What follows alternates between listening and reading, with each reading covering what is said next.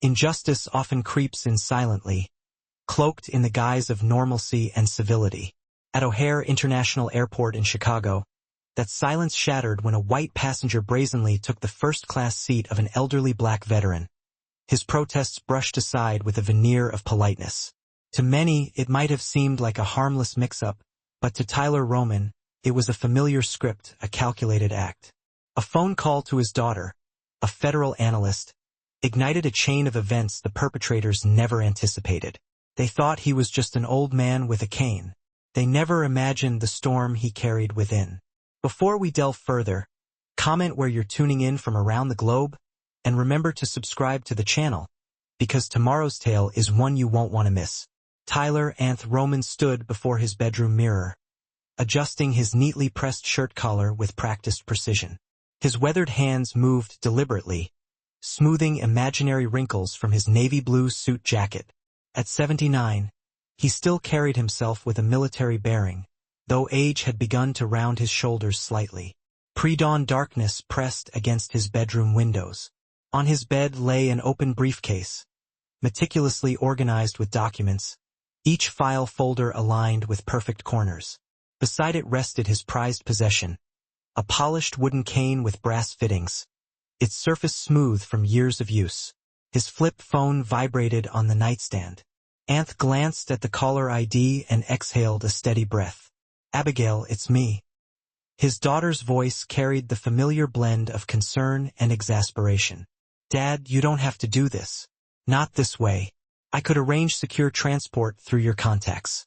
Anth cut her off, his voice gentle but firm. Attracting attention is exactly what they expect. Commercial flight, first class, nothing out of the ordinary. Just an old man visiting the capital. An old man carrying enough evidence to bring down half the Pentagon. Abigail retorted, "They'll be watching the airports." Anth picked up his cane, feeling its reassuring weight. Inside its hollow core, encoded data lay dormant like a coiled serpent. Proof of a massacre in New Mexico, of orders that should never have been given, of bodies that should never have been buried in unmarked graves. Let them watch. They've been watching us for centuries. Dad, Mom would understand. Anth spoke softly, knowing the words would sting. Sometimes the quietest path is the loudest statement. A long silence hung over the line. "At least let me monitor your flight remotely. I can track anything unusual. Do what you need to do." Anth conceded, knowing his daughter would anyway. "But I'm taking this flight." After ending the call, Anth carefully checked his identification: first-class ticket to NYC, boarding pass for seat 2B, military ID that had open doors for white men, but often failed to shield him from random searches. He tucked them into his breast pocket, patting it gently. The drive to Hartsfield-Jackson was uneventful in the early morning hours. Anth paid the parking fee, declined assistance with his bag, and made his way through the terminal with measured steps. His cane tapped a steady rhythm on the polished floor. Each click was a heartbeat of purpose. The security checkpoint loomed ahead, a maze of stanchions and scanning equipment. Anth noticed it immediately, the subtle shift in posture of the TSA agents as he approached. The way their eyes lingered a beat longer, the slight tension in their faces. "Sir, if you'll come this way," a young agent called out, gesturing toward a separate line, even as white passengers continued through the main queue. "Random security check." Anth's jaw tightened, but his voice remained calm. "Of course. Random." He walked to the designated area, watching an elderly white couple waved through without a second glance. "Arms out, sir," another agent instructed, running a wand over Anth's suit. The device beeped near his hip. "What's in your pockets?" "Loose change," Anth replied, already reaching for it. The coins clinked as he deposited them in the plastic bin. The first agent picked up Anth's cane, turning it over in his hands. "This seems unusually heavy, sir. Any modifications?" "It's a medical device," Anth stated firmly, "and a reminder of service to this country." That cane bin to Hanoi. The agent's youthful face showed no sign of recognizing the reference. "We'll need to examine it more closely. Please wait here." Anth's fingers curled into fists at his side, but his voice remained steady. That cane is essential for my mobility and has been cleared by the VA. You'll find their documentation in my briefcase. A supervisor approached, drawn by the unfolding situation. Several travelers were gathering behind, some filming with their phones. Anth could feel the weight of their gazes, hear the whispered comments. "What's the holdup here?" the supervisor asked, her eyes darting between Anth and her agent. "No holdup," Anth replied, meeting her gaze directly. "Just another random search. Though I notice your definition of random seems rather specific." The supervisor looked momentarily flustered. She checked Anth's military ID, then his cane, before finally nodding to her agent. "He's clear. Let him through." Anth gathered his belongings with deliberate movements, refusing to show the angry tremor in his hands. As he reassembled his dignity along with his possessions, he caught snippets of nearby conversation. "Why do they always have to make such a fuss? If they would just comply, it's for everyone's safety." He slipped his shoes back on, straightened his jacket, and gripped his cane tightly. The evidence hidden within its core remained secure, unknown to those who had just handled it. Small victories, he thought, were still victories. The terminal stretched before him, the gates numbered like coordinates on a map he had been navigating his entire life. Anth checked his watch, still plenty of time before boarding. He moved forward with purpose, his cane now tapping a rhythm that sounded less like resignation and more like resolve. Anth navigated through the bustling terminal, his cane marking time on the worn carpet. The gate area for his flight to New York City was crowded with early morning travelers when he arrived. He spotted an empty seat near the desk and settled in, carefully placing his briefcase beside him. "We are now inviting all passengers requiring special assistance or additional time to board," the gate agent announced over the crackling loudspeaker. Anth gripped his cane and rose to his feet. As a disabled veteran, he qualified for pre-boarding, a small perk that eased the strain on his aging joints. But as he approached the desk, a stream of well-dressed white passengers suddenly surged forward, forming a line that cut directly in front of him. The gate agent, a young woman with perfectly manicured nails and a practiced smile, began scanning their boarding passes without hesitation. "Excuse me," Anth said, keeping his voice even. "I believe pre-boarding was announced for those requiring assistance." He gestured with his cane for emphasis. The gate agent barely glanced up from her computer. "Oh yes, but we're experiencing some system issues right now. Just give us a few minutes to sort this out." Anth watched as she continued to process the line of passengers, none of whom displayed any obvious need for early boarding. A businessman in an expensive suit arrived after him, stepping directly to the front. The gate agent greeted him warmly. "Good morning, sir." "Right this way, ma'am." Anth tried again, his patience wearing thin. "I am a disabled veteran with pre-boarding status." She looked up with a feigned expression of concern. "I understand, sir, but as I said, we're experiencing technical difficulties. You'll have to wait until we call your group." Her tone carried a familiar dismissiveness, one he had heard countless times before. Anth's jaw tightened, but he remained silent. He had long ago learned which battles to fight and which to endure. He stepped back, watching as more passengers filed past him. When general boarding finally began, Anth lined up, his first-class ticket for seat 2B held firmly in his hand. The same gate agent scanned his boarding pass without making eye contact, her earlier smile nowhere to be seen. The jet bridge stretched before him like a familiar adversary. Anth walked deliberately, his cane providing steady support as he made his way toward the aircraft. Flight attendants greeted passengers at the door, their greetings growing noticeably colder as he stepped aboard. Anth moved with purpose through the first-class cabin, counting the rows. His seat, 2B, was on the left side of the aisle. But as he approached, he found a white man already seated there, dressed casually in khakis and a polo shirt. The man, appearing to be in his late 30s, was tapping away on a laptop with an air of entitled comfort. "Excuse me," Anth said, producing his boarding pass. "I believe you're in my seat. 2B. The man, Bobby Collins, though Anth did not yet know his name, looked up with feigned surprise. "Oh no, this is definitely my seat." He made no move to check his ticket or to budge. "I have my boarding pass right here," Anth said. Anth presented his boarding pass, the paper crisp and official in his hand. "First class, seat 2B, as plain as day." Collins barely glanced at the ticket, his attention focused on his laptop screen. "Look, old-timer, maybe you're a little confused. You know, at your age it happens.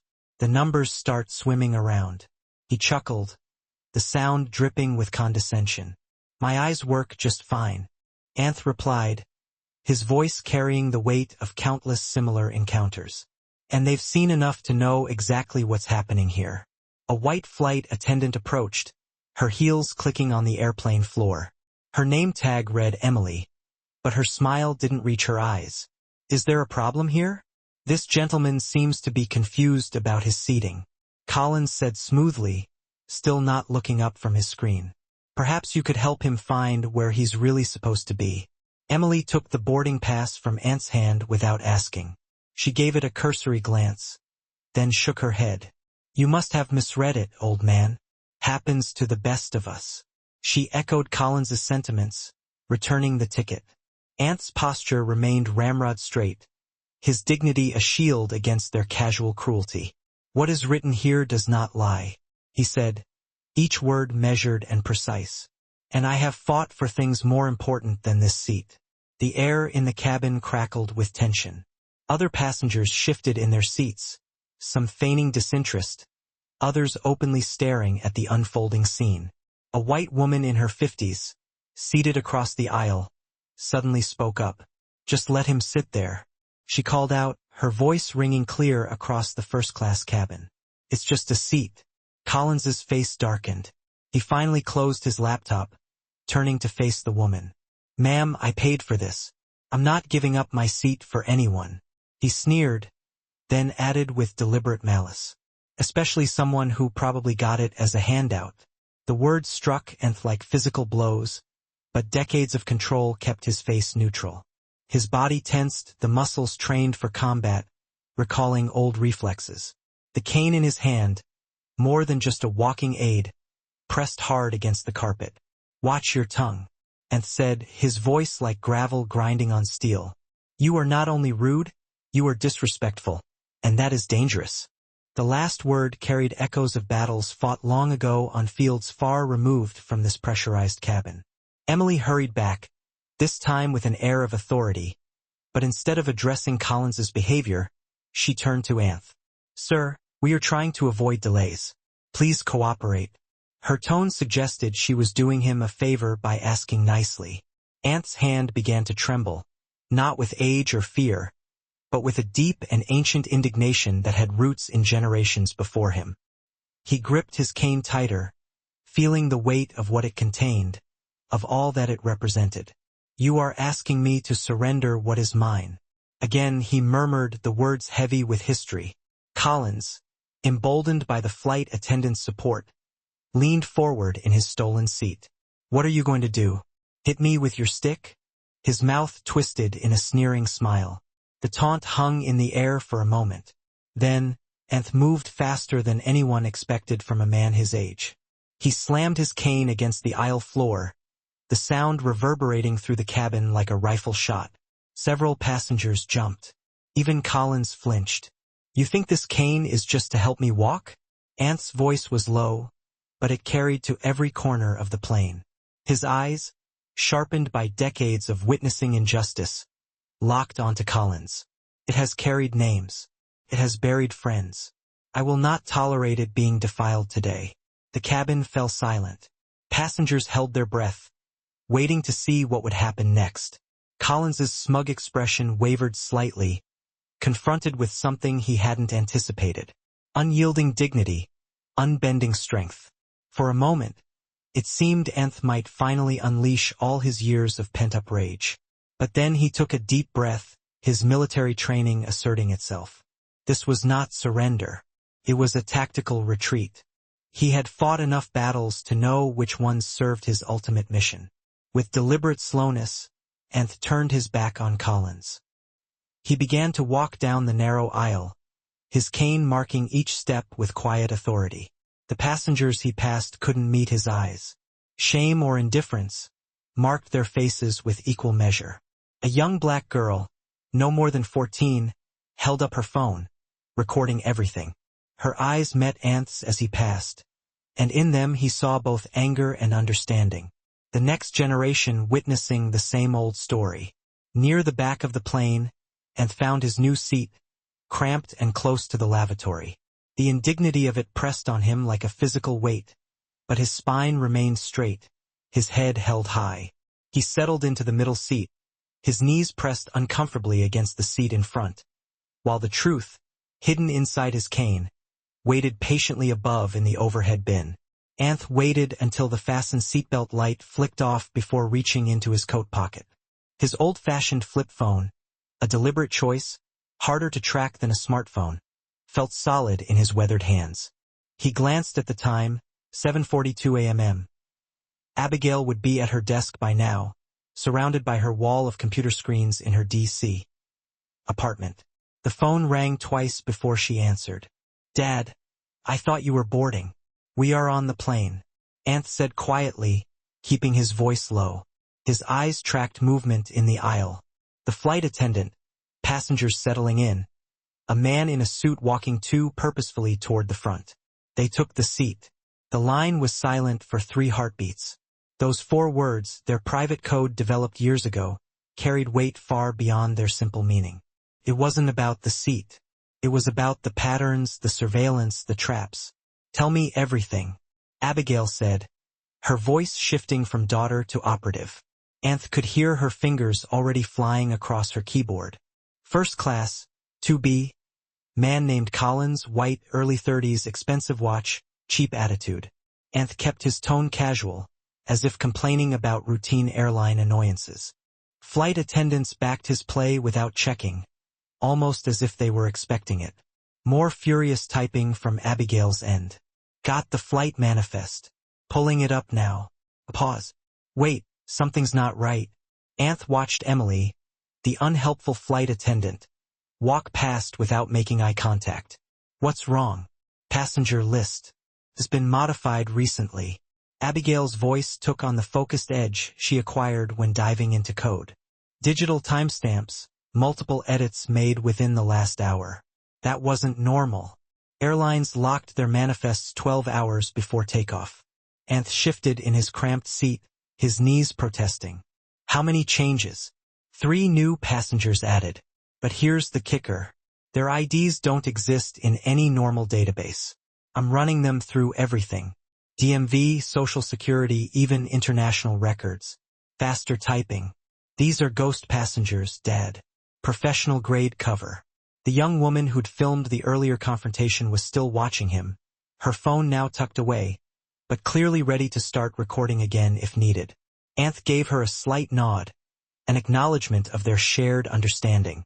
"Location of these ghosts?" he asked, keeping his voice steady. 2 are scattered throughout first class. The third, Abigail paused. Anth could picture her leaning closer to her screen, the familiar crease forming between her eyebrows. "Third one's listed as a federal air marshal. Name's Jessica Garcia." Anth's hand tightened on his cane. "Do you know the name?" "No, but his info's bogus. I'm accessing the TSA database now. Had to jump through 3 proxy servers to get in." Abigail's typing grew more frantic. "Dad, his marshal ID number doesn't match their system. It's formatted correctly, but it's not real. Whoever he is, he's not TSA." A flight attendant, not Emily, but a younger black woman with kind eyes, paused near Anth's row. "Can I get you anything to drink, sir?" "Just some water, please," Anth said, then returned to his call once she had moved away. "How deep does this go?" "Deep enough that someone's actively monitoring the manifest. I can see their digital fingerprints all over it. Military-grade encryption, Dad. The kind they used in New Mexico." Anth winced. The memory of that night, the jungle heat, the screams, the orders no one was allowed to question, weighed heavily on his mind. Affirmative. More typing than a sharp intake of breath. "Oh God, Dad, these aren't random operatives. The digital signatures match a private security firm. The same one that cleaned up after New Mexico. and said, his voice barely a whisper. The ones who made our witnesses disappear. The plane had finished boarding. Through the small window, Anth could see the ground crew disconnecting the fuel lines. Soon they would be airborne, trapped in a metal tube with at least 3 trained operatives. Dad, listen to me. Abigail's voice carried the same intensity as that night 15 years ago, when she first learned what had really happened to her mother. Don't trust anyone on that plane. These people, they're not there to arrest you. They're there to make sure you never reach NYC. Anth watched the flight attendant with the kind eyes return with his water. She placed it carefully on his tray table, then offered him an extra packet of peanuts with a sympathetic smile. There was something about her different from the others. A fellow soldier perhaps recognizing another. I understand, he said into the phone, calculating angles and options. How long can you stay on their system? I've set up multiple access points. They know someone's in there, but they can't trace it back to me. I can see everything they're doing in real time. Abigail paused. Dad, what's in that cane that's worth all this? Anth glanced at the overhead compartment where his cane rested. Inside its hollow core, a small flash drive contained enough evidence to take down 3 generals, 2 defense contractors, and an entire Black Ops operation. Evidence not just of what happened in New Mexico, but why and who gave the orders. The truth, he answered simply. And they know I'm finally ready to tell it. The hearing's tomorrow morning, Abigail said. They can't risk you testifying. Her voice softened. Maybe we should do this differently. Find another way. No more hiding, Anth said firmly. No more waiting for the right moment. You know what your mother always said. Justice has no expiration date. Abigail finished. I remember. She took a deep breath. Okay, I'll keep monitoring their comms. Any movement, any changes, I'll find a way to warn you. The plane began to push back from the gate. The flight attendants began their safety demonstration, including Emily at the front, who still wouldn't look towards the back of the plane. Dad, Abigail's voice carried decades of unspoken worry. Be careful. Always am, Anth replied, then added softly. Love you, sweetheart. He closed the phone just as the captain announced their final preparations for takeoff. The young woman with the phone was still watching him, her eyes wise beyond her years. Anth leaned back in his seat, his mind already mapping out the chessboard ahead. The plane engines roared as they taxied towards the runway. Anth kept his movements to a minimum, only his eyes moving, scanning methodically as he had done thousands of times in combat zones. The first-class cabin was visible through the gap in the curtains. Perfect observation point. A man in a crisp suit, too crisp for a 6 a.m. flight, shifted in his aisle seat. Most likely Agent Garcia. His posture was rigidly military despite his attempts at casualness. He kept his right arm close to his side where a shoulder holster would rest. 2 rows behind Garcia, another passenger caught Anth's attention. A woman dressed in business attire, but her shoes were wrong. Tactical boots poorly disguised as heels. She pretended to read a magazine while maintaining a clear view of both exits. The 2 agents exchanged a look that lasted less than a second. The kind of silent communication Anth recognized from his special ops days. They were coordinating, establishing positions. The 3rd ghost passenger was somewhere behind him, encircling him. Sir? The flight attendant with the kind eyes from before appeared beside his seat. Her name tag read Vicky Carter. I noticed you didn't get any coffee earlier. Would you like some now? Anth studied her face. There was something about her stance, the way she planted her feet slightly apart, ready for movement. Her hands were positioned just so, like someone used to keeping them free for quick action. He took a chance. How about some army coffee strong enough to float a horseshoe? Emma's eyes widened slightly. It was an old military phrase, one not commonly used since Vietnam. Her response was automatic. Better than Marine Corps coffee, thick enough to use as axle grease. Perfect reciprocation. Anth felt his shoulders relax slightly. This was someone who understood the language of service, of duty. Someone who might recognize the larger game at play. You served? He asked quietly, though he already knew the answer. 68W Combat Medic, Emma replied. adjusting her service cart to block the view from first class. 3 tours in Utah, U Special Forces, New Mexico, among other places, and kept his voice low. Some operations that officially never happened. Emma nodded, her professional smile never wavering, though her eyes sharpened. I noticed the cane. Looks like it's seen as much action as you have. More than some people want, and said meaningfully. He glanced towards the first-class cabin. They stole my seat. Put me back here for a reason. Emma's movements remained smooth and normal as she prepared his coffee. But her attention was laser-focused. I saw what happened. That man, Collins, his boarding pass wasn't right. I checked the manifest earlier, but someone changed it. Above my pay grade to question. The changes were made within the last hour, Anth confirmed. Along with 3 new passengers, ghosts. Emma's hand paused for only a split second. Air Marshal. I've never seen one board this late. Or move like that. Not a real one. None of them are who they claim, Anth conceded. He accepted the coffee she offered, using the motion to scan the cabin again. I'm being hunted. There are 3 of them on this plane. They took my seat so I'd be isolated. Emma's professional mask cracked slightly, revealing the steel underneath. Her voice dropped to a near whisper. You're not alone. She straightened, resuming her flight attendant persona, but her eyes held understanding. She'd seen enough in Utah to recognize when something was wrong. I'll check the cabin regularly, every 15 minutes. Anth gave a slight nod. Watch the guy in 12A and the woman in the blue blazer in 4C. They're coordinating. I saw it, Emma confirmed, adjusting her service cart. The third one's somewhere behind me, encircling me. Anth sipped his coffee. They're waiting for the right moment. Probably over the water so they can say it was a natural cause. Stroke, maybe. Old man flying alone. Emma's jaw tightened. Not on my watch. She glanced at her watch, establishing their timeline. I'm the lead flight attendant on this flight. Emily up front is supposed to report to me, even if she doesn't like it. I can control the flow in the cabin. The timing of the meal service. The plane turned onto the runway. The engines revved. Anth felt the familiar tension before every mission spreading through his bones. They'll make their move before we land. Can't let me get to NYC. So we have 4 hours, Emma said, her voice calm and efficient like someone used to working under pressure. I'll locate the third one. These aisles are my territory. I know every nook, every blind spot. Acceleration pressed them back into their seats as the plane began to accelerate for takeoff. Through the gap in the curtains, Anth saw Garcia watching their conversation. His expression too guarded to be casual. Be careful, Anth cautioned. These aren't ordinary operatives.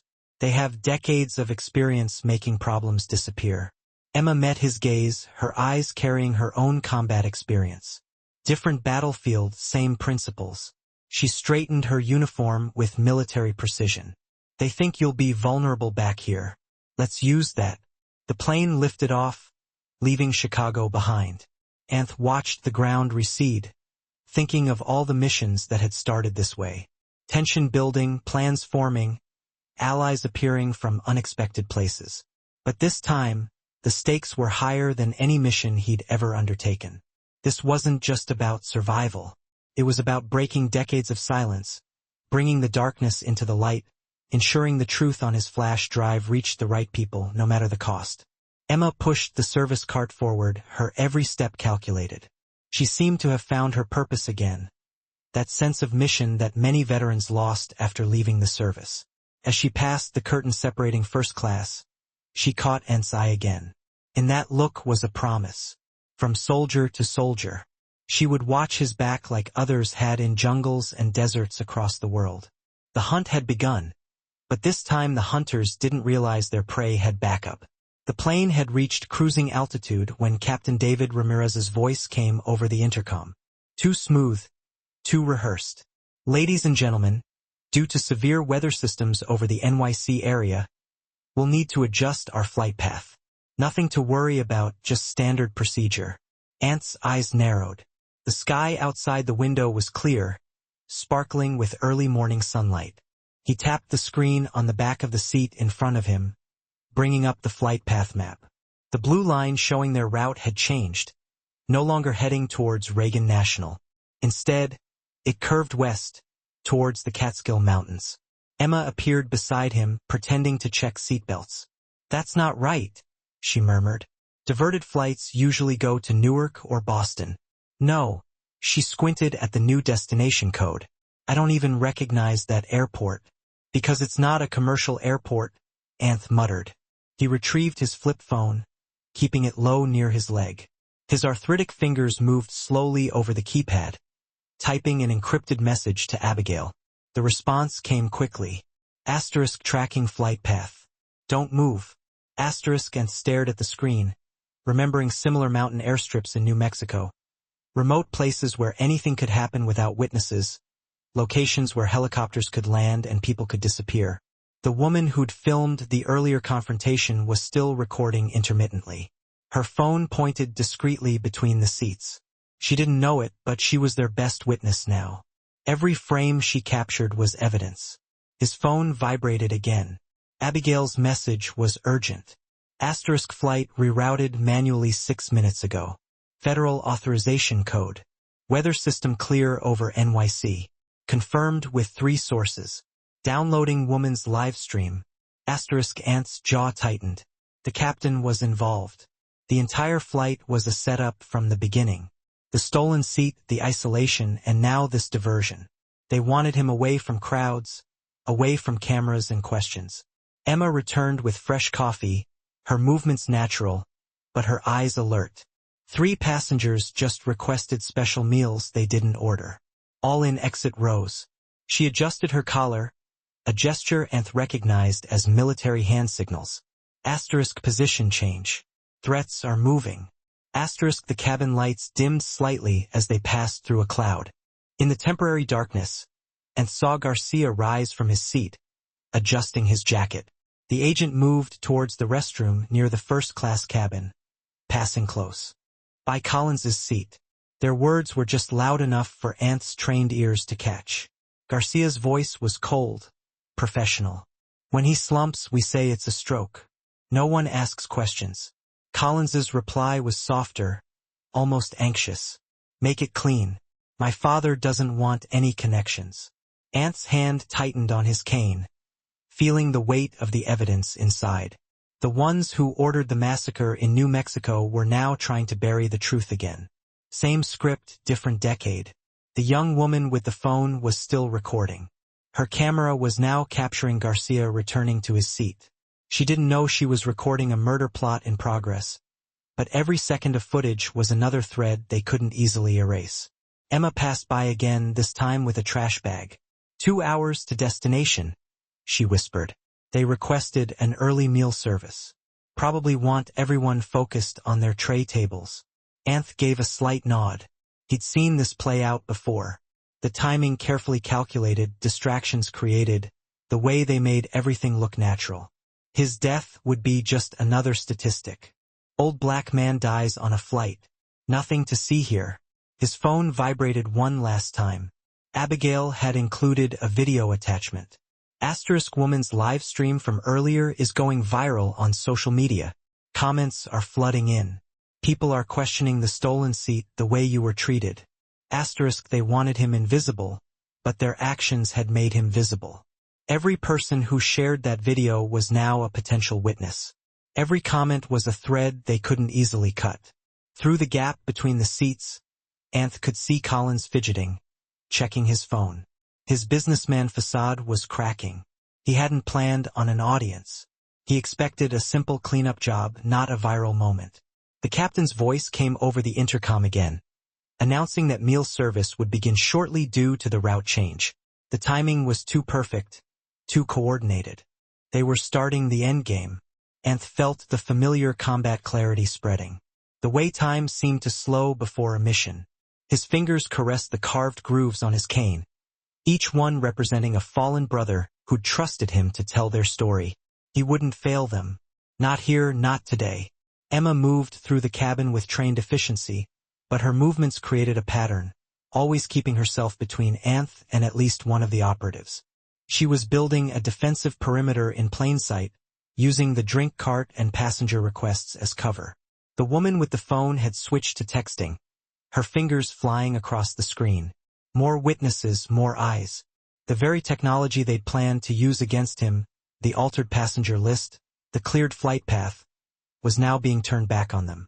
Garcia and Collins exchanged another look as the meal carts began to roll out. They thought they had time, thought they were in control. They didn't realize that while they were watching Anth, others were watching them. Anth's cane rested against his leg, ready. Inside he knew the encrypted files were waiting like a ticking time bomb.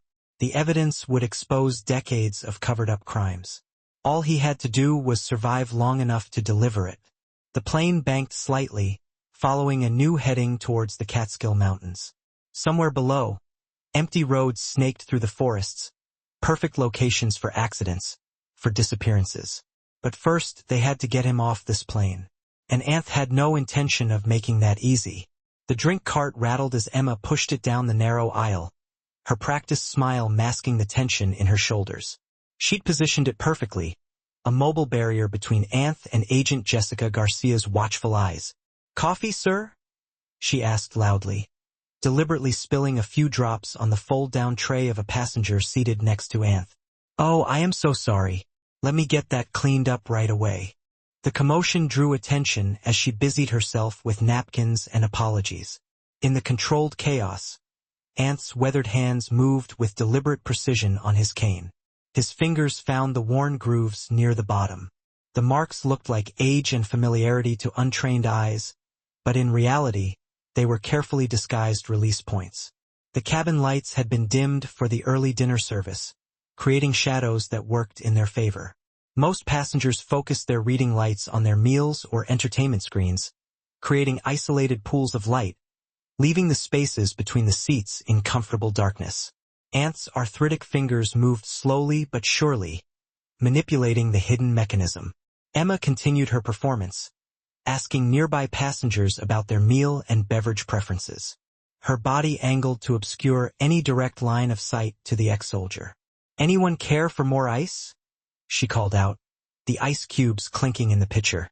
The sound masked the faint click as the bottom section of Anth's cane finally loosened. A child began to cry 3 rows ahead, drawing even more attention forward. Anth used the moment to slip the metal cap off, revealing a hollow space inside the cane's shaft. Snugly nestled inside was a sleek digital drive, smaller than his thumb, encased in protective padding that would muffle any sound. "Sir, would you care for cream with your coffee?" Emma's voice was loud enough to cover the sound of Anth retrieving the drive. Her eyes flicked to the front of the cabin, where Collins was watching a movie, wearing noise-canceling headphones. The drive warmed in Anth's palm, weighted with truth more than mass. He slipped it into his jacket pocket as Emma mopped up the remaining coffee droplets, her movements creating a natural shield between him and the aisle. "Thank you, young lady," Anth said clearly, playing his part. "You've been a great help."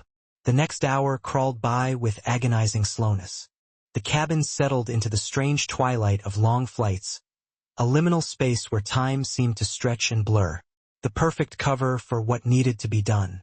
Passengers dozed in their reclined seats, their faces illuminated by the pale blue light of their screens.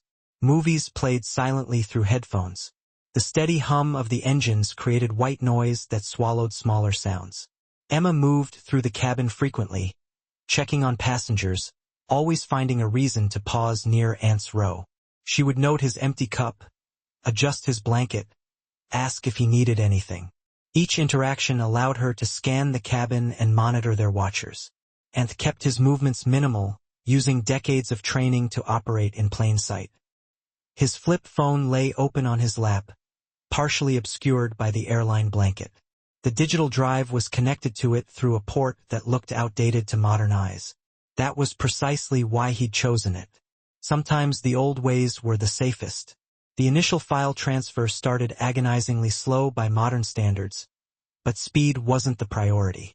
Security was. Each data packet was heavily encrypted, broken into meaningless segments if intercepted individually. A child walked past, heading to the restroom, their footsteps making the floorboards creak. Anth used the footfalls to mask the sound of a button press. Emma blocked the child's return path, asking if they wanted a snack, creating another moment of distraction. The phone screen flickered with progress bars, each representing another piece of evidence being prepared for transmission.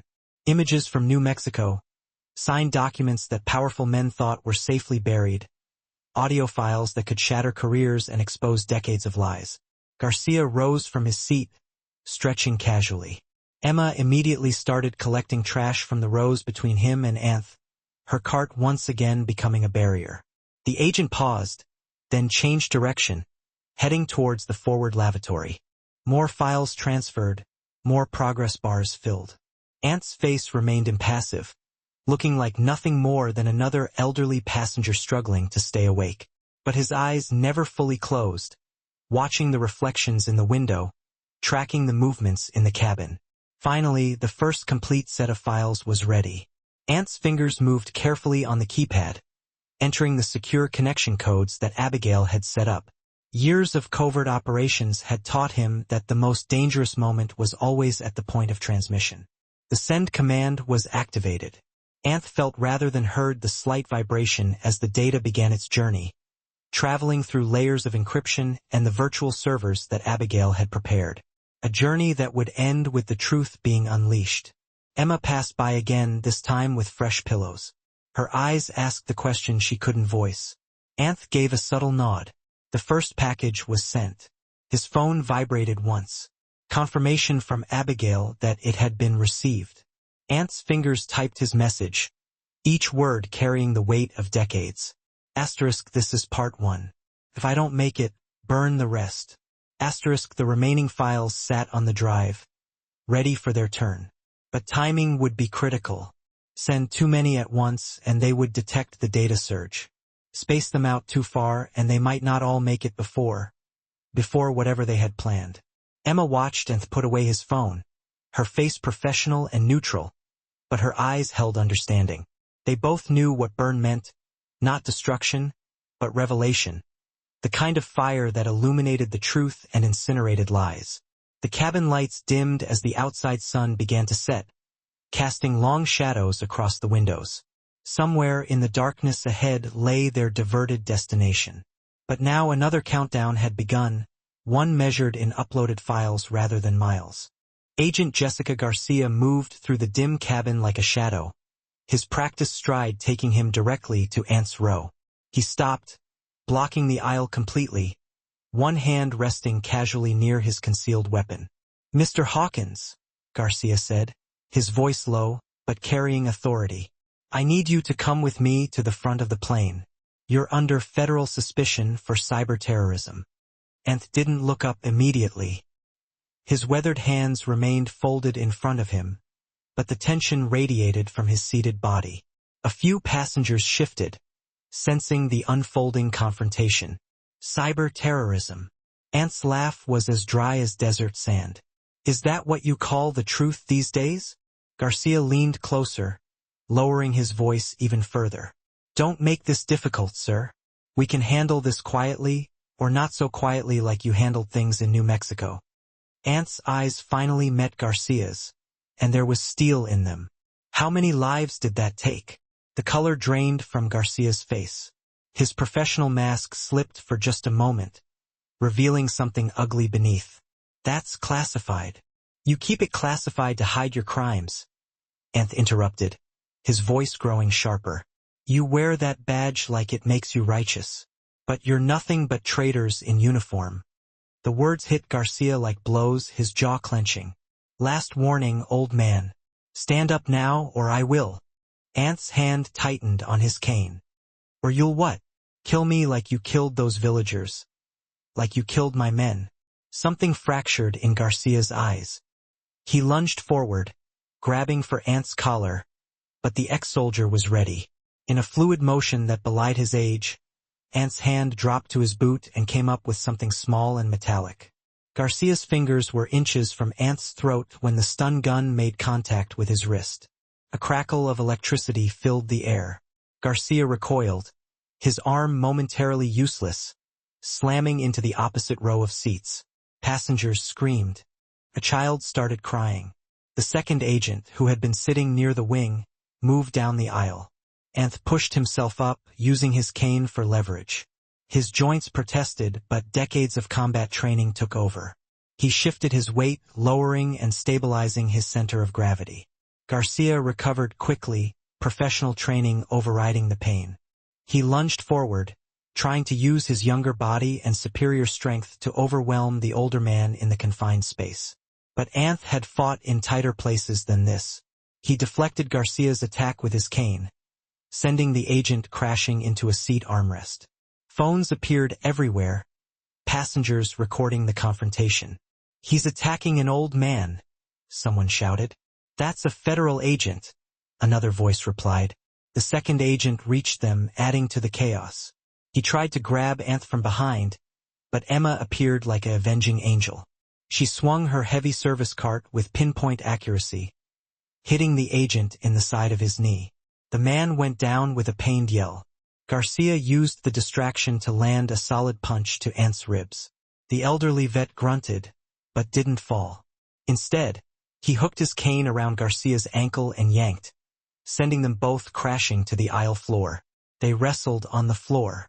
Garcia's youth against Anth's experience. The agent tried to pin Anth's arms, but the ex-soldier had survived worse holds in worse places. He twisted using pressure points unchanged since his combat days. "Stay down," Garcia snarled through clenched teeth. "Over my dead body," Anth retorted. More passengers were standing and filming the fight. The cabin was filled with screams and accusations. Emma positioned herself to block the second agent from rejoining the fight. Her cart became a barrier. Garcia managed to get on top, trying to force Anth's arm behind his back. But the ex-soldier had one more surprise. He thrust his elbow upwards, hitting Garcia squarely in the windpipe. The agent's grip loosened just enough. Anth rolled, reversing their positions.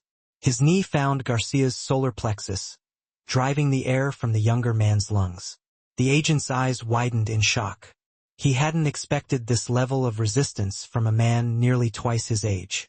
"We don't go down without a fight," Anth growled, his face inches from Garcia's. "Not this time." The words echoed through the cabin, captured by dozens of recording phones. They hung in the air like a promise or a threat. As the two men locked eyes, neither willing to back down. Blood trickled from a cut on Anth's lip. His breath came in ragged gasps, but his hands remained steady, pinning Garcia to the floor. The agent squirmed, but Anth's weight and position gave him the advantage. Emma held her cart in place, watching the second agent, who was still massaging his injured knee. The other flight attendants hovered uncertainly at either end of the cabin, unsure whose authority to acknowledge. Passengers in nearby rows had moved back as far as possible, pressed against the windows and each other. But their phones remained steady, recording every moment of the confrontation. The truth was being recorded from every angle, impossible to deny or cover up. Slate's voice boomed from first class. "Those are federal agents. Somebody stop this." But no one moved to help. The sight of two armed men attacking an elderly vet had shifted sympathies. Even those who had ignored the earlier seat theft were now watching with rapt attention and growing anger. Garcia's face was red with exertion and rage. He bucked and twisted, trying to break Anth's hold. But the ex-soldier had learned patience in the jungles of Vietnam and on the streets of New Mexico. He held on, using his knowledge of leverage and pressure points to maintain control. With Garcia and the second agent temporarily subdued, Emma moved quickly through the cabin, her flight attendant keycard granting her access to critical systems. She reached the communication panel near the cockpit and began to work quickly, her military training evident in her efficient movements. "I need 2 minutes," she called quietly to Anth, who still held Garcia pinned. Her fingers danced across the panel, rerouting the cockpit communication system. Years of airline procedure had taught her every override code, every backup system. She plugged a small adapter into Anth's flip phone, connecting it to the plane's entertainment system. "Abigail." Anth's voice was steady despite his recent exertion. "It's time." Over the phone speaker, Abigail's voice crackled with determination. "Uploading, Dad." Every screen, every channel. The cabin's overhead monitors flickered to life. The passengers who had been filming the fight now turned their attention upwards as Ant's face appeared on every screen. But this was a different Anth, younger by perhaps a decade, sitting in a home office. His military decorations were visible on the wall behind him. "My name is Tyler Roman," the recorded voice began, strong and clear. "I served in Special Forces for 30 years. What I am about to share has been buried by 3 administrations." Garcia renewed his struggles, but Ant's grip remained firm. "You can't stop this now," he hissed to the agent. The video continued playing military documents, satellite images, and photographs. Ant's voice narrated each piece of evidence with precise detail. December 18, 1989. Suburbs of Albuquerque. Operation Just Cause. What you are looking at is not merely collateral damage. It is the systematic elimination of civilian witnesses. Gasps filled the cabin as graphic images appeared. Bodies in mass graves, villages burned to the ground. The documents showed signatures, orders, dates, all pointing to the deliberate targeting of civilians. These were not mistakes. The video continued. These were orders. Orders that came from men who still hold power today. A passenger near the front vomited into a bag. Others couldn't tear their eyes from the screen, their faces a mix of horror and disbelief. Emma stood guard by the communication panel, her face also grim with recognition. She had witnessed similar atrocities during her own time in service. The testimony moved forward in time. Nevada, 2003. The pattern repeats. Different desert, same lies. More documents appeared showing falsified reports. Casualty numbers altered. Evidence of systematic cover-ups. "They're watching this live at the Pentagon." Abigail's voice crackled over Ant's phone. "I bypassed their firewalls. They can't shut it down." Slate's voice screamed from first class, strained with panic. "This is classified information. Anyone who views this is complicit enough." More passengers shouted him down. The video showed more recent footage, military contractors gunning down unarmed civilians with the dates and locations carefully noted. Ant's voice provided context for each incident, naming the officers who gave the orders and those who covered them up. "I've carried these secrets for decades," the video said. "Watched good men die to keep them buried. But the truth doesn't die, it waits." A young mother in the middle row sobbed. "No," she whispered, holding her child closer. "It's the children." "All feeds are live," Abigail reported. CNN, Fox, MSNBC, they're all picking it up. Social media is exploding. "You did it, Dad. They can't bury this anymore." The plane's intercom crackled to life. "This is your captain speaking. We have been ordered to land immediately at Stewart Air National Guard Base. All passengers, please remain seated." And the captain's voice cut off abruptly as Collins stormed out from first class. A compact pistol clutched in his trembling hand. His face was contorted with rage and fear. "Turn it off!" he screamed, waving the weapon wildly. "Turn it all off now." Passengers screamed and ducked behind their seats. Emma positioned herself between Collins and the communication panel. Her body was tense but ready, and still pinned Garcia, but turned his head to face Collins. "My father's name is in those files, isn't it?" Ant's voice cut through the chaos. "That's the real reason you're here. Not just to stop me, but to protect his legacy." Collins's hand trembled violently. "You don't understand what you're doing. These secrets protect people. They protect criminals," Anth retorted. "The ones who order murders from comfortable offices. The ones who get rich while good soldiers die to keep their secrets." The video continued to play overhead, relentlessly exposing decades of covered-up atrocities. Every passenger's phone was out, recording Collins's unraveling, live-streaming it along with Anth's testimony. Abigail spoke into her phone, her eyes never leaving Collins's weapon. "How many people are watching?" "Millions, Dad. It's trending globally. The Pentagon's internal comms are going nuts. They're mobilizing rapid response teams. But it's too late. Everyone's seeing everything." Collins's gun flailed between targets.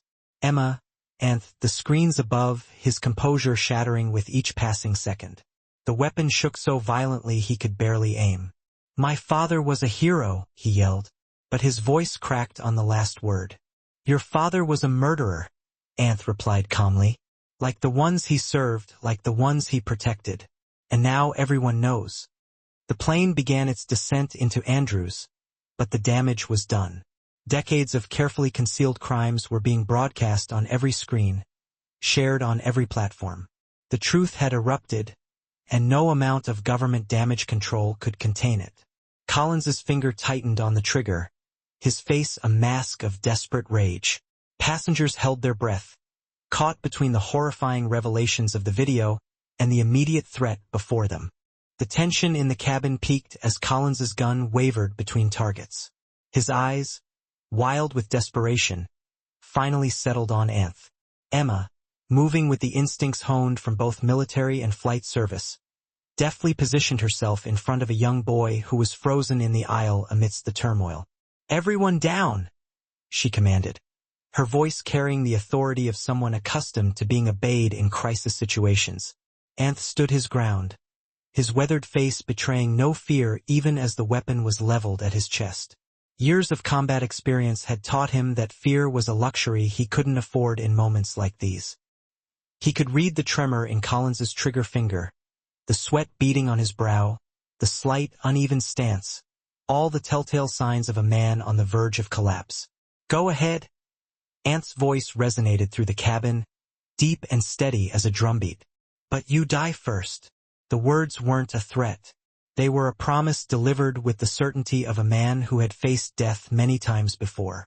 Overhead, the screens continued their relentless display of evidence.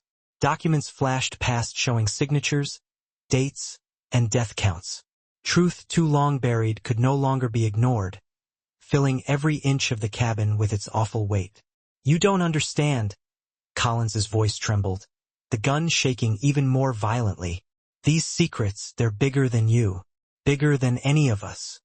The passengers cowered in their seats, phones still recording, capturing every moment of the confrontation. The young mother who had been crying earlier pressed her children's faces into her shoulder, shielding them from the scene unfolding in the aisle. Anth's eyes remained locked on Collins's face, but the grip on his walking stick subtly shifted. Years of training had taught him to recognize the perfect moment, when an opponent's resolve wavered just enough to create an opening. He could see that moment coming in Collins's increasingly unsteady posture. "Those secrets killed my friends," Anth said, his voice hardening. "They buried truth under lies, honor under shame. They turned murderers into heroes." Collins's face contorted at the word hero. "Shut up!" he screamed, saliva flying from his lips. "You don't know anything about heroes." The plane hit a patch of turbulence, causing several passengers to gasp. Collins's attention wavered for just a split second, and Anth moved. In a fluid motion that belied his age, Anth swung his walking stick and launched it with pinpoint accuracy at Collins's gun hand. The weapon discharged with a deafening blast that echoed through the cabin. A searing pain ripped through Anth as the bullet grazed him, but his momentum continued. The stick struck Collins's wrist with devastating force. There was a sharp crack. Bone or wood, no one could tell, and the gun went flying. Collins howled in agony, but before he could recover, Anth was on him. They crashed to the floor together. Anth's decades of combat experience compensated for his age. His hand found Collins's throat, pinning him down with a strength born of righteous fury. Blood seeped from Anth's wound, but he didn't seem to notice. "Who sent you?" Anth's voice boomed through the cabin, drowning out the gasps and sobs of the shocked passengers. "Who?" Collins thrashed beneath him, his face turning crimson, his eyes wide with a mixture of fear and something else, something akin to shame. "My father," he gasped, the words barely audible. "New Mexico. We had orders." The words struck Anth like physical blows. His grip loosened slightly as realization dawned in his eyes. Over the phone, still connected to the plane system, Abigail's voice broke in, soft and horrified. Oh my God! It's his son. Emma moved quickly to secure the dropped weapon, her eyes still tracking both men. The young boy she had shielded peeked out from behind her, watching the scene with wide, uncomprehending eyes. Blood continued to seep through Anth's shirt where the bullet had grazed him, forming a slowly spreading stain. The pain was there, but distant, drowned out by the roaring in his ears as the pieces of a decades-old puzzle suddenly clicked into place. "Colonel Collins," Anth said, his voice hollow with recognition. December 18, 1989. He ordered the village burned, to silence the witnesses. Collins had stopped struggling, his body going limp beneath Anth's grip. Tears leaked from the corners of his eyes. "He said it was necessary," he whispered. "Said it was for the greater good." The screens overhead still played their damning evidence, now displaying footage of that very village before and after. The devastation was total, methodical, deliberate. No survivors remained to tell the tale. Over the phone, Abigail's typing could be heard, rapid and furious. "Dad, I'm finding more. Colonel Collins's signature is on dozens of similar orders, not just New Mexico, Wyoming, Nevada, Utah." The plane continued its descent into Andrews. The cabin was plunged into a terrible silence, broken only by the ongoing testimony on the screens and Collins's ragged breathing. Anth's blood slowly dripped onto Collins's expensive shirt, forming a constellation of dark spots. Emma moved closer, first aid kit in hand. "Sir, you're bleeding. Let me help." But Anth remained focused on Collins, his face a mask of contained fury and old pain. "Your father killed my men," he said, each word precise and heavy. "Good men, honorable men. And you're just like him, hiding the truth behind violence, burying justice beneath threats." Collins's eyes squeezed shut, tears still seeping from beneath his lids. His next words came out broken, almost childlike. He said I had to protect his legacy, had to keep the secret safe.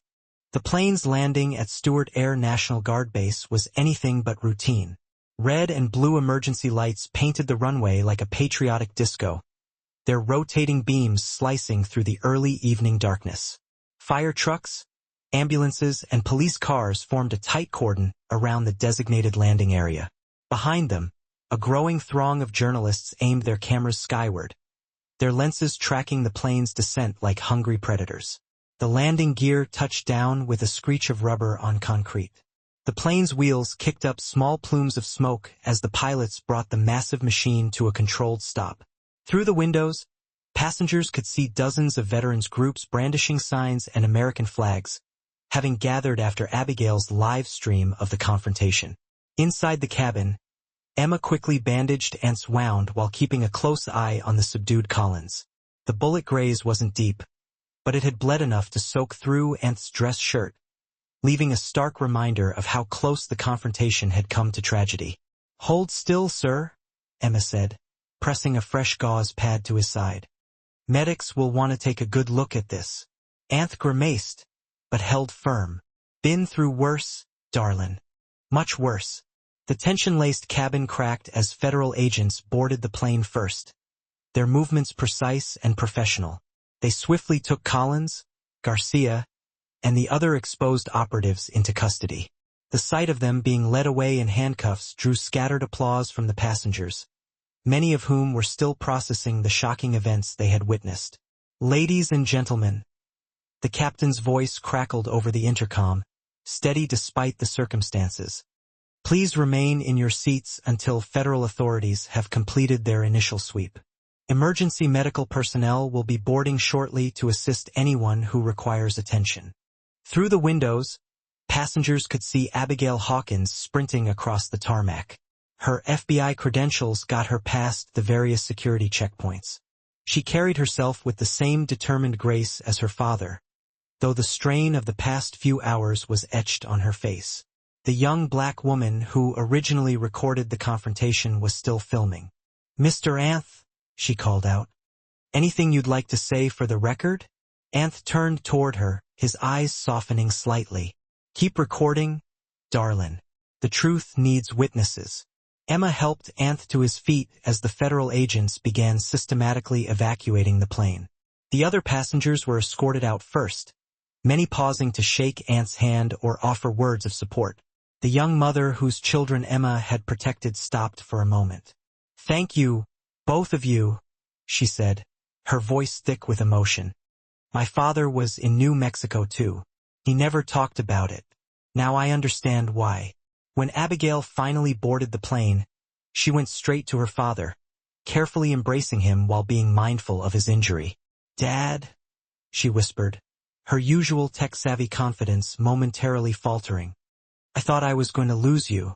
"Not today," Anth replied, his large hand patting her back. "Not while there's still truth to tell." Emma gathered Anth's belongings, his bloodied walking stick, his briefcase, and the encrypted drive that had started it all. Together, she and Abigail steadied Anth as they made their way toward the exit. His steps were slower now, the adrenaline having worn off, but his back remained straight, his head held high. At the plane's doorway they paused. The scene below was overwhelming. Hundreds of phones and cameras were pointed in their direction. The veterans stood at attention. Reporters shouted questions. The setting sun cast long shadows across the tarmac, creating a dramatic backdrop for what was about to become a historic moment. "You ready, Dad?" Abigail asked, squeezing her father's arm. Anth took a deep breath, wincing slightly at the pain in his side. "Been ready for 30 years. They slowly descended the steps, Emma and Abigail matching Anth's measured pace. Each step seemed to carry the weight of decades of silence, of buried truths finally rising to the surface. Cameras flashed and whirred, recording every moment of their descent. The veterans in the crowd began to salute, a gesture of respect that rippled through their ranks like a wave. Some wore New Mexico campaign ribbons, others held signs that read, "Justice for our brothers and no more cover-ups." As they reached the bottom of the steps, reporters surged forward, held back only by a line of airport security. Their questions overlapped in a cacophonous barrage. "Mr. Hawkins, what evidence is on the drive? Sir, can you confirm Colonel Collins's involvement? What happened on that flight? Why are you coming forward now?" Anth stopped, leaning more heavily on Emma and Abigail. His wound throbbed, his body ached, but his voice, when he spoke, resonated across the tarmac with unmistakable authority. The crowd fell silent, sensing the weight of the moment. "They tried to bury me," he said, each word clear and deliberate. "But I brought a shovel." The simple statement landed like a thunderclap. Cameras flashed even more furiously, capturing the image of the wounded warrior standing tall between the two women who had helped him survive. Emma in her flight attendant uniform, Abigail with her FBI badge glinting in the twilight. The veterans in the crowd began chanting Anth's name, their voices rising in a powerful chorus that echoed across the tarmac. Some wept, others stood at rigid attention. All understood the significance of what they were witnessing. Emergency medical personnel finally pushed their way through the crowd with a wheelchair, but Anth waved it away. "I'll walk," he insisted. "They need to see me walk." Abigail and Emma exchanged a glance over his head, recognizing the importance of this moment. This wasn't just about one man's vindication. It was about every soldier who had ever been silenced, every truth that had ever been buried, every injustice that had gone unchallenged. They moved forward slowly through the parting crowd. Anth's bloodied shirt and bandaged side were visible to all, a testament to the cost of truth, the price of justice.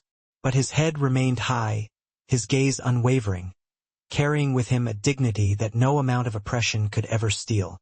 In the days following the dramatic landing at LaGuardia Airport, the story of Walter Anth Hawkins exploded across media outlets. Morning shows jockeyed for exclusive leads. A CNN primetime special secured the first joint interview with Vicky Carter and Abigail Hawkins. "What we witnessed on that flight was about more than a stolen seat," Emma explained. Her flight attendant uniform had been replaced by a sharp blazer. She sat rigidly in her studio chair, her military posture clear. It was about decades of systematic erasure coming to an end. Abigail nodded, her cybersecurity expertise adding weight to her words. The airline's passenger manifest was altered using military-grade encryption. This wasn't just discrimination. It was a coordinated effort to isolate and eliminate a witness to war crimes. The anchor leaned forward. And Bobby Collins? What can you tell us about his involvement? Collins's father was Colonel Andrew Collins, Abigail revealed, her voice tight with restrained fury, the officer who ordered the massacre in New Mexico that my father witnessed. Richard was sent to ensure that the evidence never reached Washington.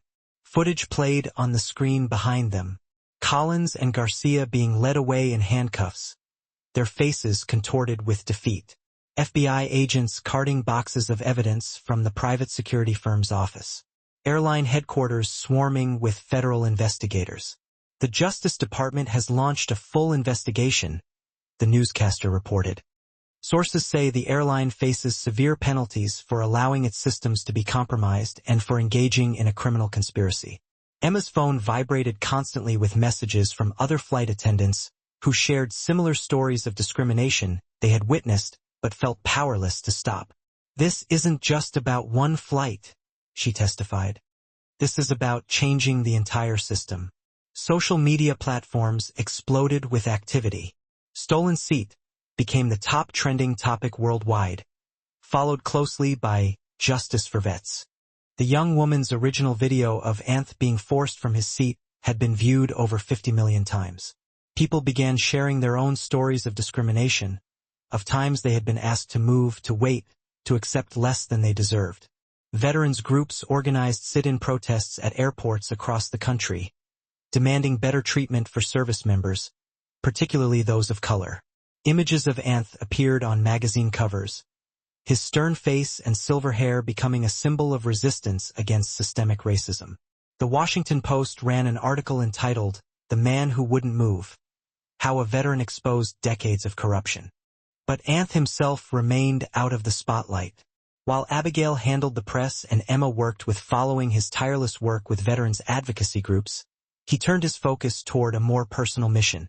With his wounds on the mend and his testimony secured by federal prosecutors, he embarked on a quiet journey to visit the families of those who had perished in New Mexico.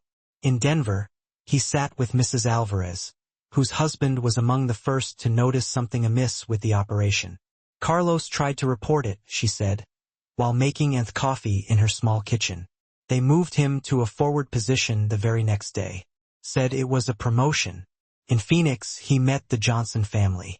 Their son had been the unit's liaison officer, the first to intercept the illegal orders. His mother still kept his uniform ironed and hanging in his childhood bedroom. Each visit delivered new pieces of the puzzle. Every family shared documents, photos, correspondence that had seemed dubious at the time, but now formed a clear pattern of intentional silencing. In Portland, an unrelenting rain fell as Anth knocked on the door of a Skromny house. Andrea Brown answered, her eyes widening in recognition. Her father had been Anth's closest friend in the unit, the one who had helped him begin recording evidence. "I remember you," she said softly, "from the funeral. You stood at attention the entire time, even after everyone left." Anth nodded, his throat tightening. "Your father was a better man than most. He knew what was right." Sarah stepped back, ushering him inside. The walls of her home were covered in photographs. Her father in uniform with his unit, with his family. In one corner, a shadow box displayed his medals and a folded flag. "Dad used to say there was more to the story," she said, leading Anth to the living room. "But he never told us what it was. Said it was safer if we didn't know." Anth sat heavily in an offered chair, his cane resting on his knees. "Your father helped save the evidence. Without him, none of this would have come to light."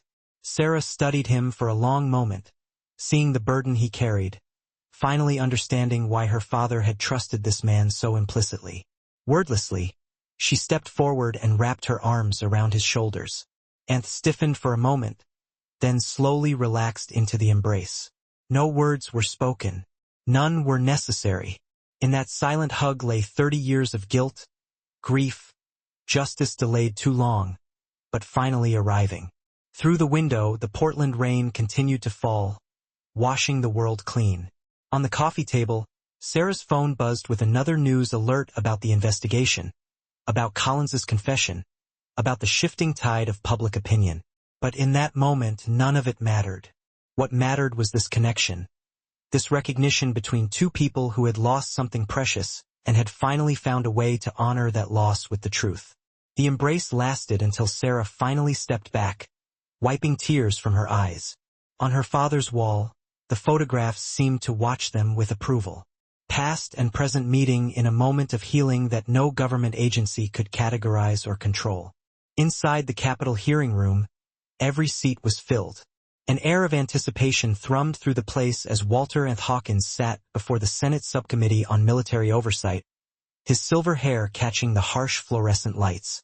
The bandages at his side were concealed beneath a neatly pressed navy suit, but there was no concealing the strength in the way he held himself, back straight and resolute. C-SPAN cameras tracked his every move. Reporters crowded the edges of the room, notebooks and phones at the ready. Behind him, the audience rows leaned forward, many wearing veterans' caps and military pins. "Mr. Hawkins," Senator Felicia Lawson began, her voice echoing through the microphone.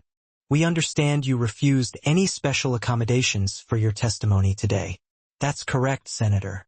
Anth's voice was steady, measured like ordnance being counted.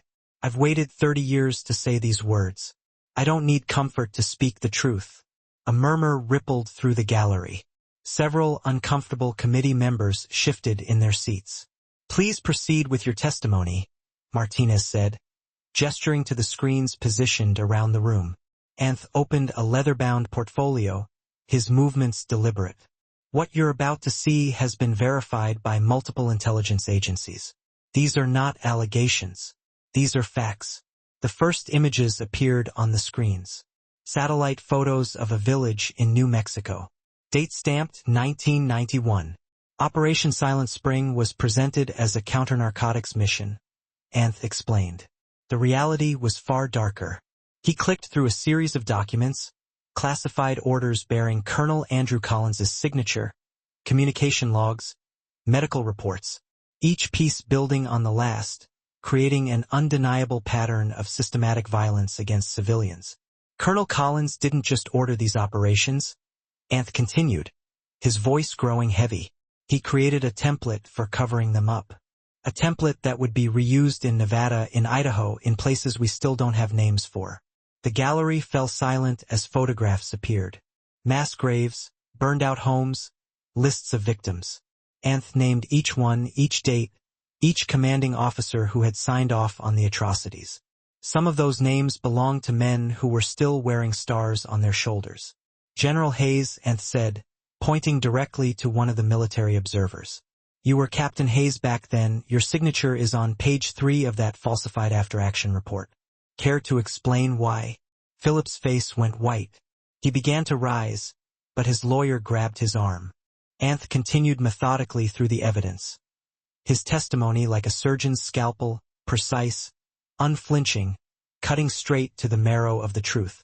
As he reached the encrypted files Abigail had recovered from Colonel Collins's personal archive, some of the committee members visibly flinched.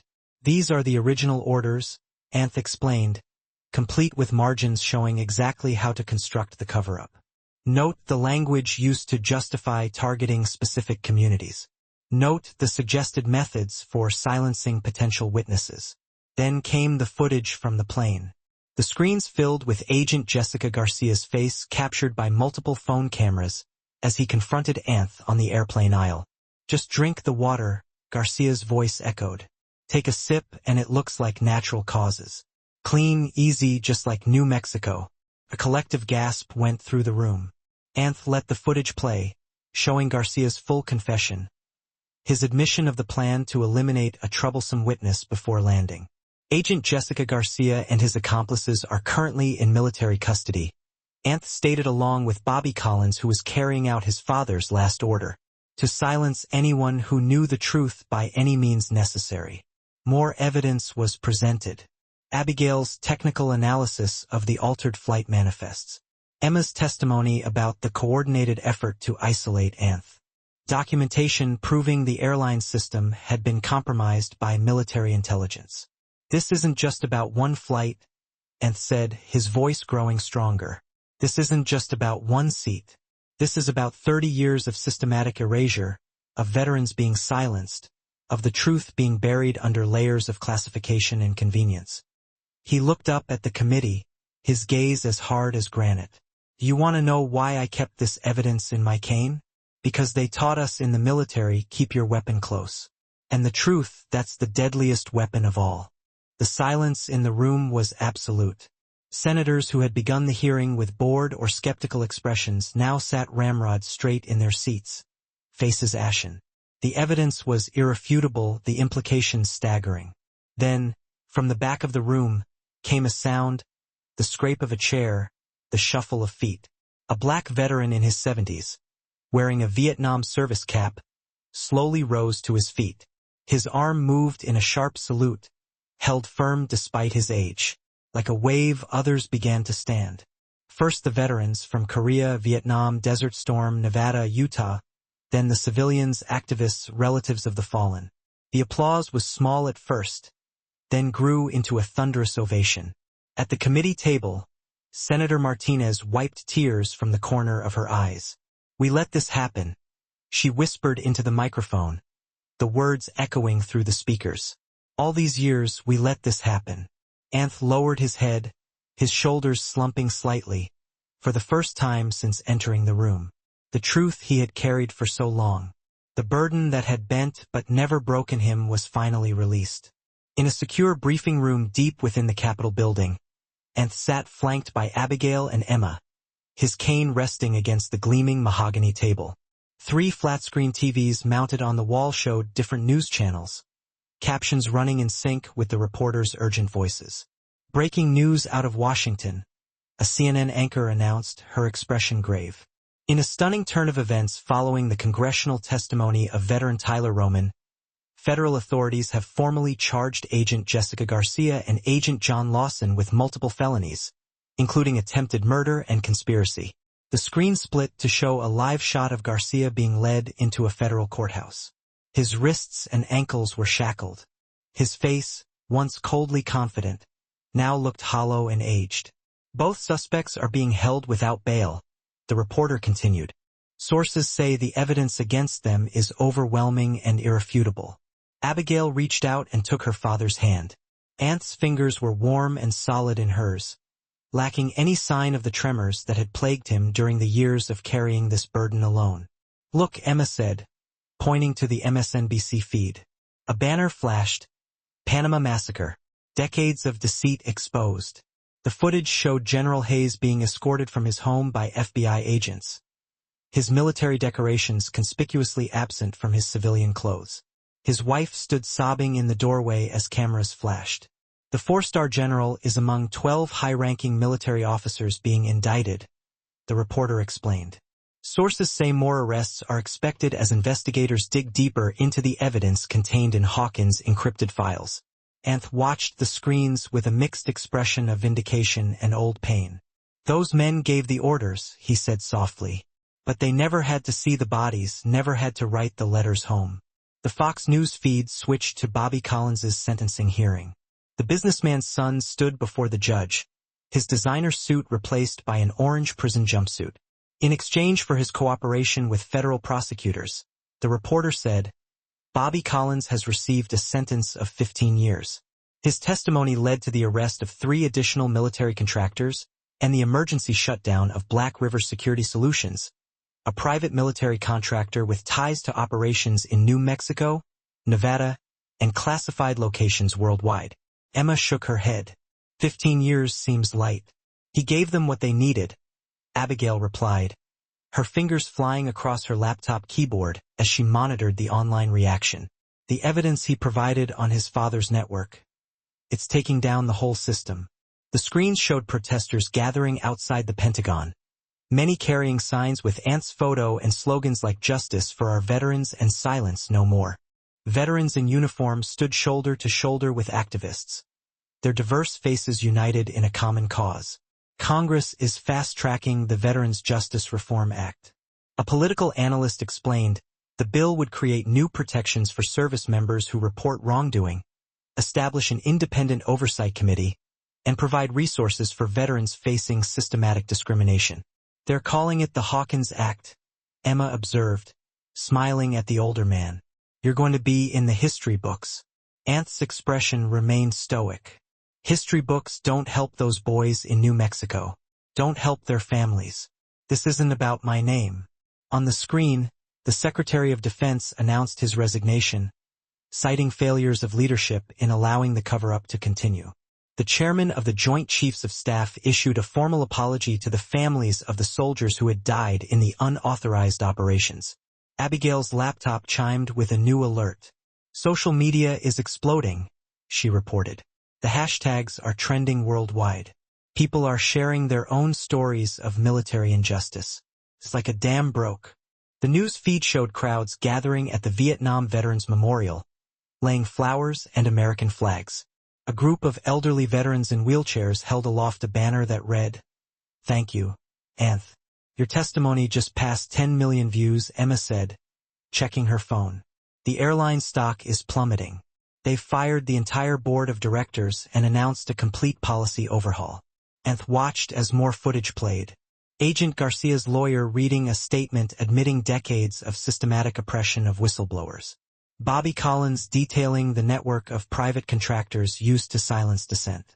General Hayes breaking down on the witness stand as he described his role in the cover-up. "Look at them now," Anth murmured. "All that power, all that arrogance turned to dust when the truth comes out." The screens showed scenes of the Panamanian village where it had all begun. Local residents being interviewed, finally free to tell their stories. An elderly woman held a faded photograph of her son, who had gone missing in 1991. But the State Department has announced a formal investigation. The reporter said, representatives will be traveling to New Mexico next week to begin the process of identifying the victims and providing long overdue compensation to their families. Abigail's fingers stilled on the keyboard. She looked at the screens, then at her father's face, seeing both the weight he had carried and the strength that had never wavered. She closed her laptop with a decisive click. The sound seemed to mark the end of something, not just the news cycle, but decades of silence and darkness. "It's done," she said simply. Anth nodded once, his movement steady and calm. His voice, when he spoke, held no triumph, no bitterness. Only the quiet certainty of a man who had finally completed his mission. Took long enough. 2 weeks after the hearings, Anth stood in that very same Chicago airport, his new titanium cane gleaming under the fluorescent lights. The morning crowd parting around him was different now, not with apathy as before, but with quiet recognition and respect. Today he wore his dress uniform, medals gleaming not for show, but because Abigail had insisted. "Let them see you, Dad, all of you." The TSA checkpoint loomed ahead. Anth's shoulders tensed with old habit, but the lead screener straightened as she saw him approach. "Sir," she said, stepping forward, "we have a priority lane available for you." Other personnel nodded as he was ushered through security without any random checks. His cane, a gift from a veterans group, passed through the scanner without question. At the gate, the difference was even more pronounced. The waiting area fell silent as he approached. A young soldier in uniform snapped to attention, saluting him crisply. "Sergeant Miller, sir, it's an honor." Anth returned the salute. "At ease, son." An elderly white woman dabbed her eyes with a tissue. "My husband was in New Mexico," she said softly. "He never told us what happened there. Now we know why." The gate agent, another new face, called for pre-boarding. "We'd like to welcome active-duty military personnel and veterans," beginning with Congressional Medal of Honor recipient Tyler Roman. A scattering of applause broke out. Anth nodded once, uncomfortable with the attention, but understanding its importance. This wasn't about him. It was about making visible what had been hidden for too long.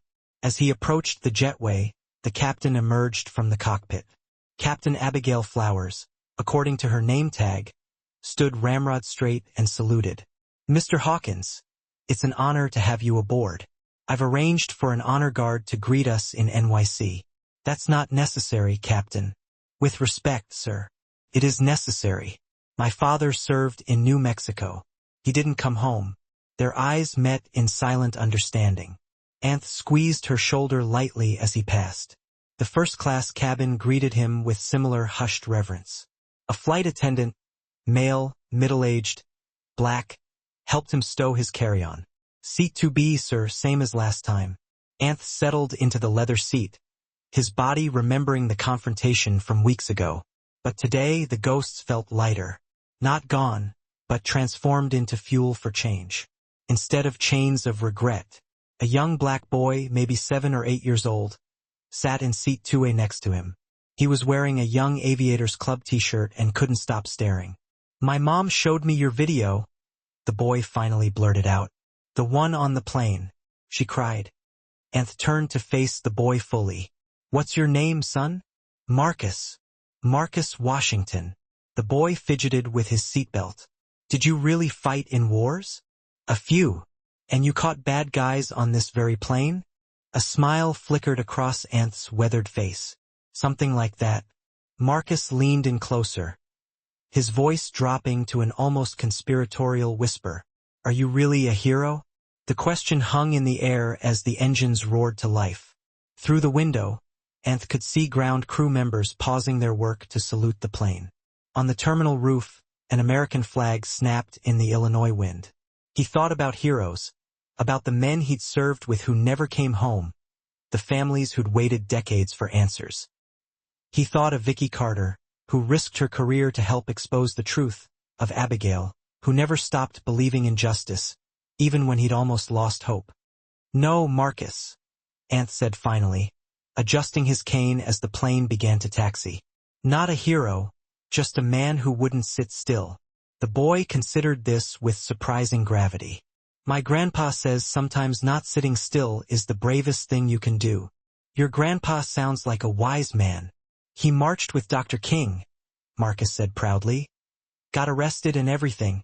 The plane picked up speed on the runway.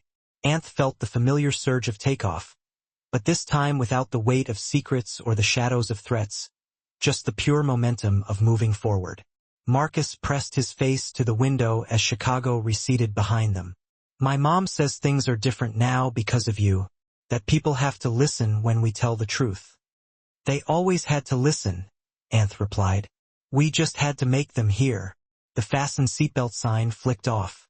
A flight attendant appeared with fresh coffee and a newspaper. The headline read, Senate passes Hawkins Act, new era for military accountability.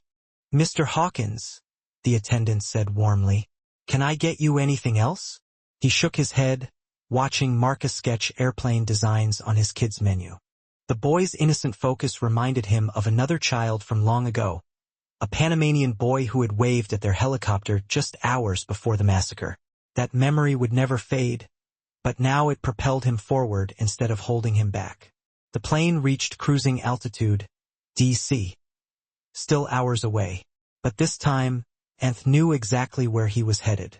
Not just to another hearing or ceremony, but toward something bigger. A future where the truth didn't have to fight so hard to be heard. Marcus looked up from his drawing. When I grow up, I want to be brave like you. Be braver, Anth said. Be yourself. The boy nodded solemnly, then returned to his artwork. Outside the window, America stretched out beneath them. The patchwork quilt of fields and cities was bathed in the morning sun. Anth settled deeper into seat 2B, feeling the contours of it support him just right this time. The seat he had earned, the seat he had fought for, the seat now carrying him forward into clearer skies. Hope you enjoy this story. Please share it with your friends and subscribe so you don't miss the next one. In the meantime, I've selected 2 stories for you that I think you will like. Have a wonderful day. Instead of being shackled by the ghosts of yesterday's regrets. Next to him, occupying seat 2A, was a young African-American boy, maybe around 7 or 8 years old. He was sporting a t-shirt from a Young Aviators Club, and his eyes were glued to Anth, completely captivated. Finally, the boy blurted out, My mom showed me a video of you. He paused, then added, The one that was on the plane. My mom cried when she saw it. Anth turned his whole body to face the young man. What's your name, son? he asked gently. Marcus, the boy replied. Marcus Washington. Marcus started to fidget with the strap of his seatbelt. Did you really fight in wars and stuff? A few, Anth confirmed. And did you catch like bad guys on this very plane? A faint smile played across Anth's sun-kissed, leathery face. Something along those lines, he said with a hint of amusement. Marcus leaned in closer, dropping his voice to a near whisper, as if sharing a secret. Are you really like a hero? The gravity of the question hung heavy in the air as the jet engines roared to life.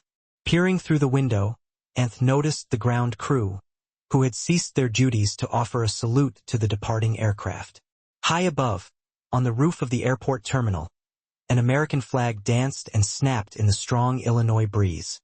His mind wandered to thoughts of true heroes, the men he served alongside, those who never had the opportunity to return home, and the families who have been waiting endlessly for answers that may never arrive.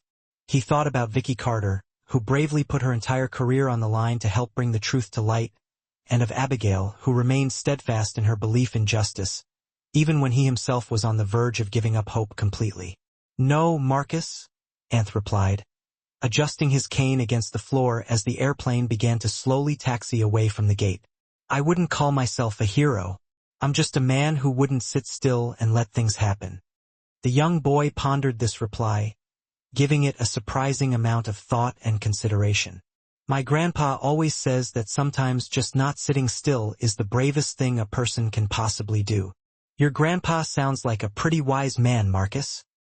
He marched right alongside Dr. King himself, Marcus said with obvious pride. Got arrested and everything else too. The plane was gathering speed as it raced down the long runway. Anth felt that all too familiar sensation of takeoff, but this time it was different. This time there was no crushing weight of long-held secrets or the ominous shadows of lingering threats. This time, there was just the raw, pure energy of forward momentum, propelling him onward. Marcus pressed his face against the cool glass of the window as the sprawling city of Chicago slowly shrank and faded into the distance behind them.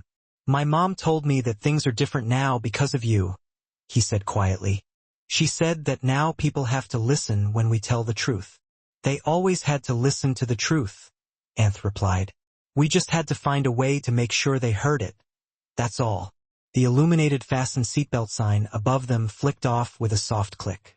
Moments later, a smiling flight attendant appeared at his side, carrying a steaming pot of freshly brewed coffee and a crisp, new newspaper. The headline of the paper boldly proclaimed, Senate passes Hawkins Act, ushering in a new era of military accountability. Mr. Hawkins, the flight attendant said with genuine warmth in her voice. Is there anything else I can bring for you this morning, sir? Anth shook his head slightly, and then turned his attention to Marcus, who was now deeply engrossed in sketching intricate airplane designs on the back of his children's menu. The young boy's innocent and total concentration reminded him of another child from a time long ago, a young Panamanian boy who had enthusiastically waved at their passing helicopter just mere hours before the horrific massacre. That agonizing memory would likely never completely fade away. But now, instead of holding him back, it gave him the strength to push onward. The airplane reached its cruising altitude, but Washington, D.C. was still several hours away. However, this time Anth knew with absolute certainty exactly where he was going.